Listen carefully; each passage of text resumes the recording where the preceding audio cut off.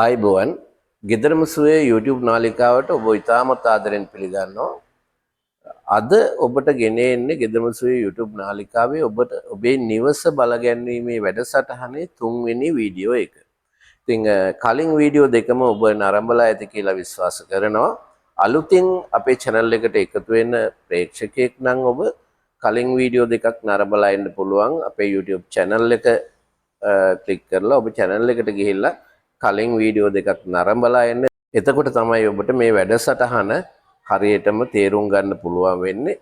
අද ඔබට මේ 3 වෙනි වීඩියෝ එකකින් ගෙන එන්නේ ඔබ මේ වන විට සැලසුම් කරලා සකස් කරගෙන තියෙන යම්කිසි දුරකට ඔබේ නිවස ඔබ මේ වෙන විට ඔබට සුදුසු මානසික යහපැවැත්මකට හොඳ ජීවිතයකට ධනය ලබා ගැනීමේ ධනය එක්රැස් කර ගැනීමේ ආකර්ෂණය කර ගැනීමේ තත්වයකට ඔබේ නිවස පත් කරගන්න ඔබ පියවර දෙකක් මේ වන විට තියලයි තියෙන්නේ. අද වැඩසටහනෙන් අපි කරන්න බලාපොරොත්තු වෙන්නේ මෙහි වැදගත්ම කොටසක් ආධ්‍යාත්මිකව අපි කරන්න තියෙන ඊටාම වැදගත් කොටසක් තමයි අද වැඩසටහනේ කරන්න බලාපොරොත්තු වෙන්නේ. මේ ටික කරපුවාම ඔබේ නිවස හොඳ තත්වයකට ධනාත්මක බලගැන්වීමකට ලක් කිරීමට හැකියාව තියෙනවා.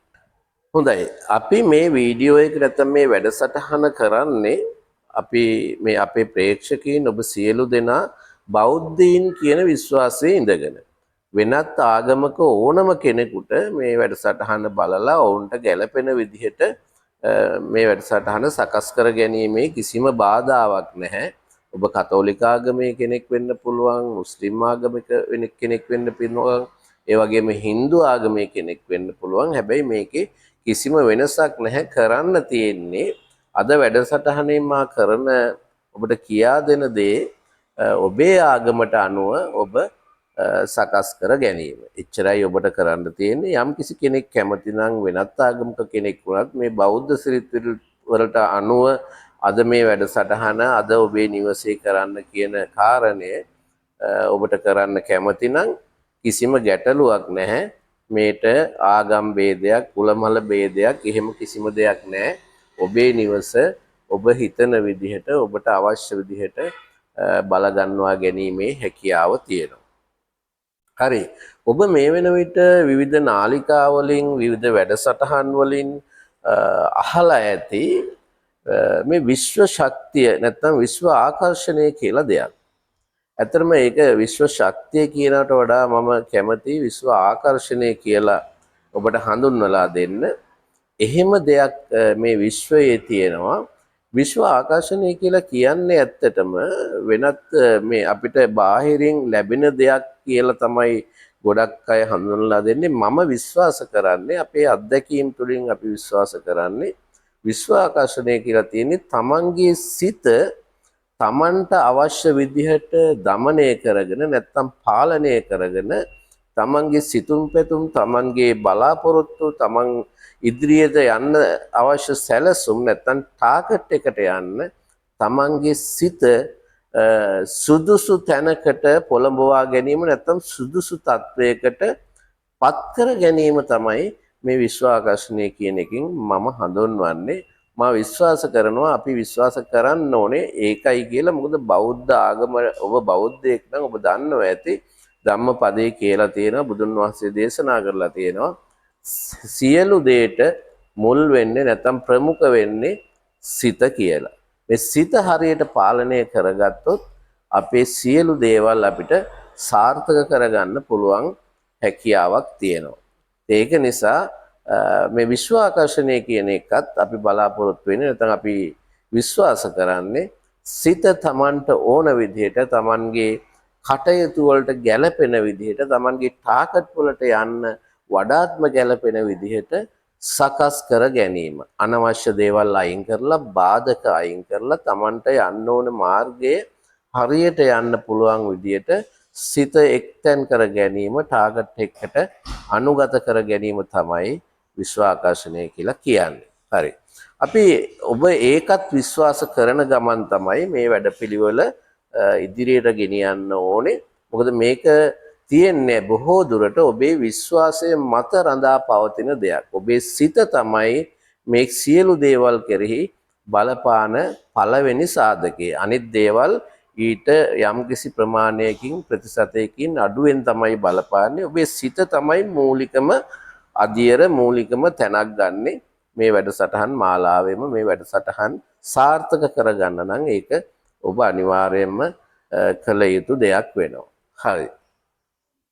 ඔබ දන්නවා නැත්නම් ඔබ මේ වන විටත් කරමින් ඉන්නවා ඇති සමහර මං හිතන්නේ 99%ක්ම කරන දෙයක් තමයි තමන්ගේ නිවසේ බෞද්ධයෙක් නම් බුදු පහනක් තියෙනවා උදේට හවසට නැත්නම් ඒක වරුවකට වෙන්න පුළුවන් බුදු පහනක් තියෙනවා. වෙනත් Hindu ආගමේ නම් ඒ ආගමානුකූලව යම්කිසි පහනක් පත්තු කරනවා.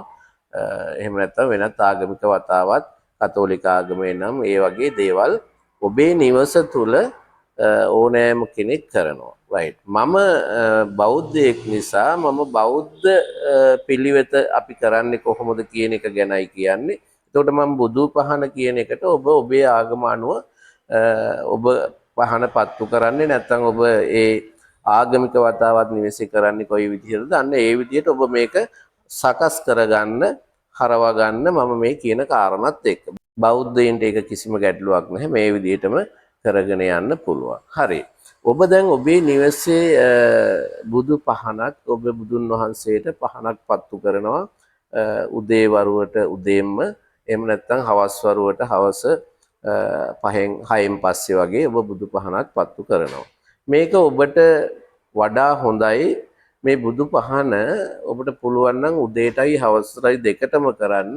හැබැයි දැනට තියෙන මිනිස්සු හරි කාර්යබහුල තත්වයකට පත් වෙලා තියෙනවා වැඩ කටයුතුත් එක්ක. ඉතින් එහෙම අවස්ථාවක ඒ වගේ කාර්යබහුල තත්වයකට පත් වෙලා නම් ඔබ ඉන්නේ ඔබට වෙලාවක් වෙන් කරගන්න අපහසුම තත්වයක් තියෙනවා නම් මේ වරු දෙකටම ඒ කියන්නේ උදෑසන සහ හවසට ඔබ එක් වතාවක් කරා කියලා කිසිම ගැටලුවක් නැහැ. හැබැයි ඉතින් මෙවැනි දේවල් කරන්න මම අර කලින් කිව්වනේ සිත තමයි හැම දෙයකම කියලා. ඔබට අවශ්‍ය නම් ඔබ කොච්චර කාර්යබහුල පුද්ගලයෙක් වුණත් ඒ සඳහා විනාඩි 10ක 15ක වෙලාවක් දවසට වෙන් කරගන්න හැකියාව තියෙනවා උදේට හවසට දෙකටම. ඉතින් මේ දේවල් ඔබට අත්‍යවශ්‍යයි කියලා හිතනවා නම් ඔබේ නිවසේ තියෙන මේ දෝෂ ටික මගහැර ගන්න ඕන කියලා ඔබ විශ්වාසයක් තියෙනවා නම් ඔබට අවශ්‍යතාවයක් තියෙනවා නම් ඔබට අවශ්‍ය වෙන්නේ මේකට වෙලාවක් යොදා ගැනීම පමණයි. ඒක කරන්න බැරි දෙයක් නෙමෙයි. ඔබ කතරම් කාර්යබහුල පුද්ගලයෙක් වුණත් ඒක කරන්න පුළුවන්.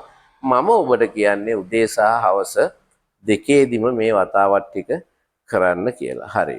මේක කරන්න ඔබ බුදුන් වහන්සේට මල් පූජා කරනවා ඇති, පහනක් පත්තු කරනවා ඇති, හඳුන් කූරු පත්තු කරනවා ඇති, සුවඳ දෙන්න මේ ආදී මේ කටයුතු ටික ඔබේ නිවසේ ඔබ මේ වෙන විටත් කරනවා ඇති. හරි. ඔබට පුළුවන් ඔබට ගැළපෙන වෙලාවට උදේට සහ හවසට ඔබට වෙලාව වෙන් කරගන්න පුළුවන් හොඳම වෙලාවේ උදේ නම් උදේ 4න් පස්සේ 8න් ඉස්සෙල්ලා වගේ මේක කරනවා නම් තමයි වඩා හොඳ. ඔබ දන්නවනේ පහන තියන්නේ මේ වගේ වෙලාවකටනේ. එතකොට හවසත් 6ත් 7ත් අතර වගේ මේ දේ කරගන්න පුළුවන් නම් ඉතාමත්ම ගැළපෙනවා මේ සඳහා. හරි. එතකොට මේ ඔබ සුපුරුදු විදිහට කරන මේ බුද්ධ වන්දනාව නැත්නම් බුදු පහන පත්තු කිරීම ඔබ ගාථා කියලා මල් පහන් පූජා කරලා සාමාන්‍ය විදිහට කරනවා ඇති. හරි. මම යන්නේ ඔබ මේ පත්තු කරන පහන සකස් කරගන්න ඕන ආකාරයක් තියෙනවා. මේ අපි මේ කරගෙන ආපු වැඩපිළිවෙලේ අපි දැන් පියවර දෙකක් වීඩියෝ දෙකක් ඔබට ගෙනාවා. ඒ දෙකම මේ වෙන විට ඔබ ඒ දෙකේම තියෙන දේවල් ඔබ මේ වෙන විට අත්හදා බලමින් නැති. දැන් ඔබට මේ කාර්යභාරය සාර්ථක කරගන්න නම් මේ ටිකත් ඊටාම වැදගත් වෙනවා.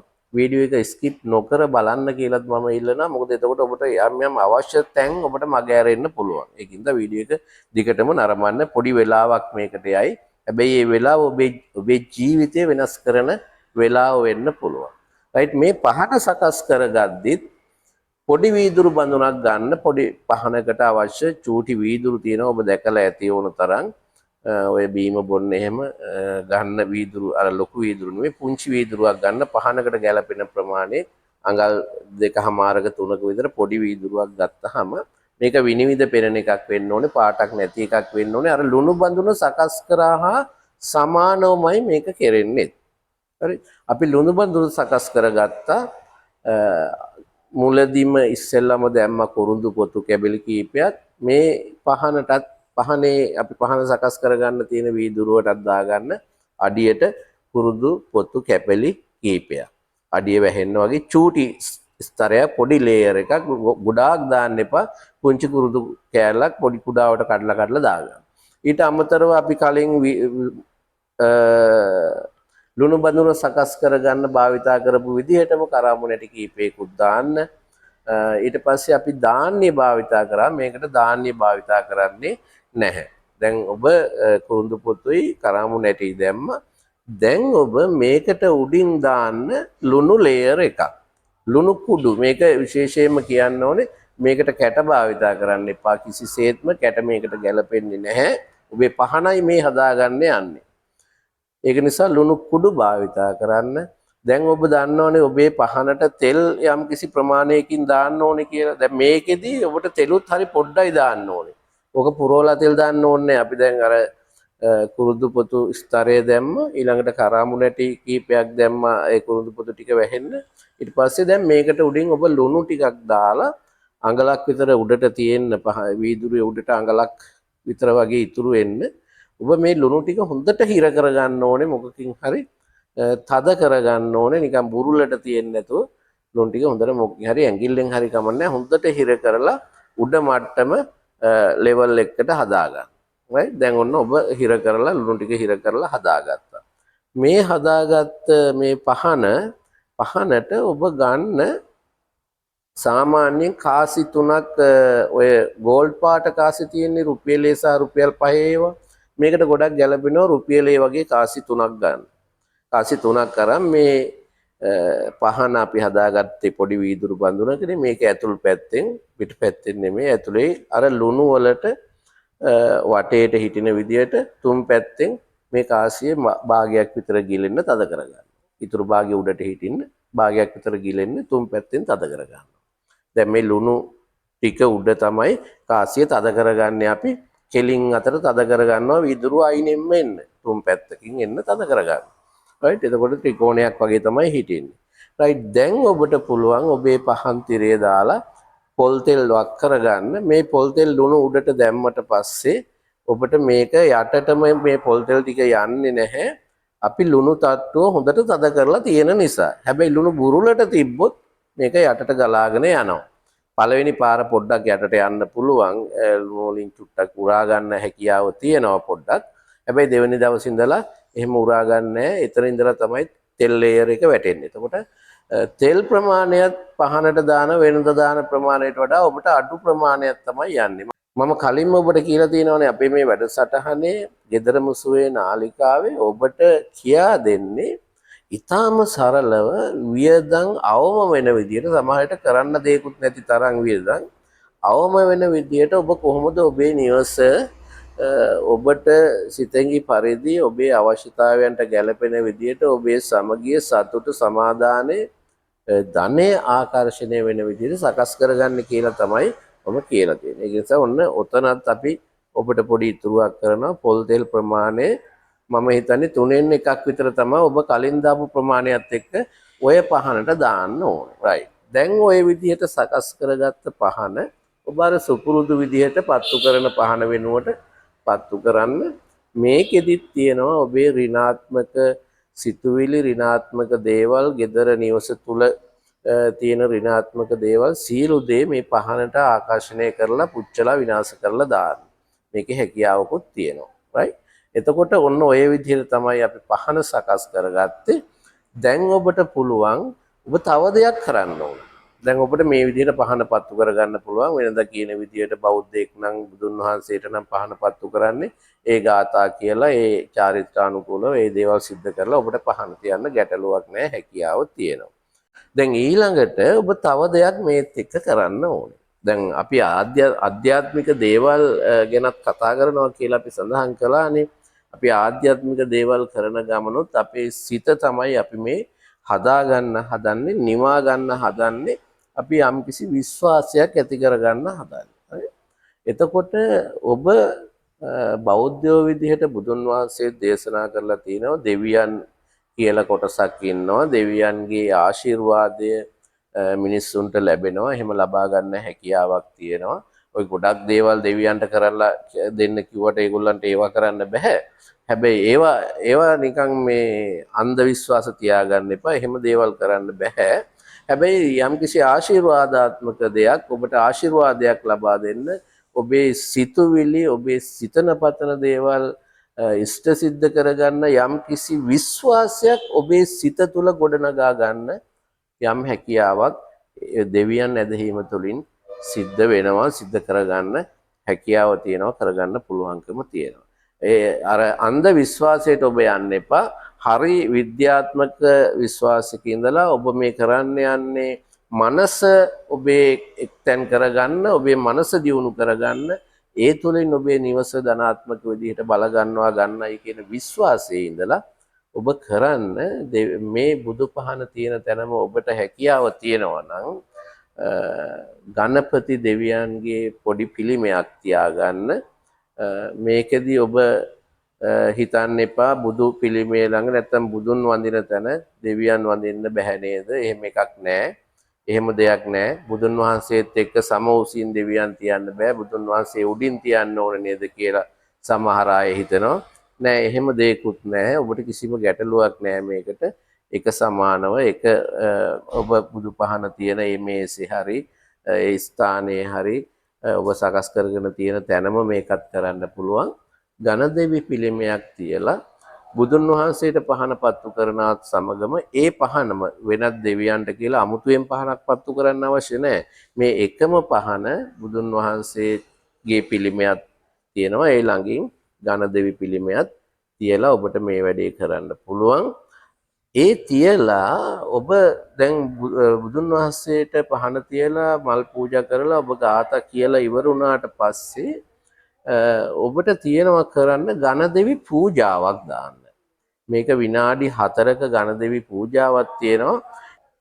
හරි. එතකොට මේ ගණදෙවි පූජාව මම ඔබේ මේ වීඩියෝ එකේ ඩිස්ක්‍රිප්ෂන් එකේ ගණදෙවි පූජාවට අදාළ වීඩියෝ එකේ ලින්ක් එක දාලා තියෙනවා. මේ ලින්ක් එකෙන් ගිහිල්ලා ඔබට මේ ගණදෙවි පූජාව ඩවුන්ලෝඩ් කර ගැනීමේ හැකියාව තියෙනවා. එහෙම ඩවුන්ලෝඩ් කරගෙන ඔබේ ඩිවයිස් එකකට කුමක් හෝ ෆෝන් එකකට හරි එහෙම නැත්නම් ඔබේ ගෙදර තියෙන වෙනස් සෙටප් ඔඩියෝ සෙටප් එකකට හරි මොනවා හරි දෙයකට ප්ලේ කරන්න පුළුවන් ඩිවයිස් එකකට මේක දාගෙන ඔබ බුදුන් වැඳලා ගාථා කියලා ඒ සියලු දේවල් ඉවර වුණාම ඝන දෙවියන්ට මේ ඝන දෙවි පූජාව දාන්න. මේක විනාඩි 4යි තියෙන්නේ. ඔබට සහ ඔබේ නිවසේ අයට ඇහෙන විදිහට සාමාන්‍ය ශබ්දකින් මේ ඝන දෙවි පූජාවත් ප්ලේ කරන්න. මේ ප්ලේ කරන අතරතුරේ ඔබ සුවඳ දුම් ඇල්ලීමක් සිද්ධ කරන්න ඕනේ. ඔබ හඳුන් කූරු උතන පත්තු කරලා ඇති. හැබැයි ඔබ සුවඳ ධූපයක් අනිවාර්යයෙන්ම දුම් ඇල්ලීමක් කරන්න ඕනේ. ගිනි කබලකට අඟුරු ටිකක් දාලා සුවඳ ධූපයක් මුළු ගේ සම්පූර්ණ ගෙයිම ඔය බුදු පහන ළඟට අල්ලලා ඊට පස්සේ සම්පූර්ණ ගේම ආවරණය වෙන විදිහට හැම කාමරයකටම මේ සුවඳ ධූපය අල්ලන්න ඕනේ. සුවඳ ධූපය අල්ලන්න ඕනේ. ඒකට මතක තියාගන්න සාම්බ්‍රාණි දුම්වල නෙමෙයි ගන්නෙ. ඔබට බෙහෙත් කඩවල සිංහල බෙහෙත් බඩු තියෙන කඩවල වල තියෙනවා සුවඳ ධූපය කියලා සුවඳ කුඩු වර්ග. ලක්ෂ්මී සුවඳ ධූපය කියලා සුවඳ කුඩු පැකට් එකක් තියෙනවා. ඒක ගොඩක්ම හොඳයි. ඕන තරම් එක එක සුවඳ එන සුවඳ කුඩු පැකට් වර්ග ඔබට වෙළඳපොලේ තියෙනවා. බෙහෙත් බඩු කඩවල වල සිංහල බෙහෙත් බඩු කඩවල වල ඔබට ලබා ගැනීමේ හැකියාව තියෙනවා. මේ සුවඳ ධූපයත් මේ පූජාව යන අතරෙම ඔබ අල්ලන්න. එතකොට මේ කාර්යභාරය අවසන් ඔබේ බුදු පහන සහ ගණදෙවි පූජාවේ වැඩ. මේක ඔබට උදේ හවස දෙකේම කරන්න පුළුවන් නම් ඔබ ඉතාමත් සාර්ථක ලෙස දැන් ඔබේ නිවස බලගන්වාගෙන තමයි තියෙන්නේ. තව දේවල් තියෙනවා අපිට නිවසින් පිට කරන්න. නිවසින් පිට ඔය මං කිව්ව විදිහටම වියදම් නොකර ඔබ නිතර සාමාන්‍ය විදිහට නිවසේ ඉන්න අතරේ කරන්න දේවල් තියෙනවා. අපි ඊළඟ වීඩියෝ වලින් ඒවත් අරන් එනවා. හැබැයි ඔබ නිවස තුල නිවස අභ්‍යන්තරේ දැන් ඔබ බලගන්වාගෙන අවසන් මේ බුදු පහන ගණදෙවි පූජාවත් එක්ක. හරි මේවට මේ ටික කරගෙන යෑමේදී ඔබට මොන හරි ගැටලුවක් ආවනම් ඔබ අපිට කමෙන්ට් එකකින් දාන්න. නැත්නම් අපේ දුරකථන අංකයත් මේ වීඩියෝ channel එකේ description එකේ තියෙනවා. අපිට දුරකථනයෙන් හෝ කමන්නේ කමෙන්ට් එකකින් හරි දාන්න. වීඩියෝ එක හොඳයි කියලා හිතෙනවා නම් like කරන්න, කමෙන්ට් කරන්න, ෂෙයා කරන්න අමතක කරන්න එපා. කරලා ඉතාම ආදරෙන් ඉල්ලනවා. ගෙදර මුසුවේ channel එක subscribe කරලා තියාගන්න, bell button එක click කරලා all select කරලා තියාගන්න කියලා. හොඳයි, තෙරුවන් සරණයි. හමු වෙමු අපි තවත් මෙවැනි වීඩියෝ එකකින්.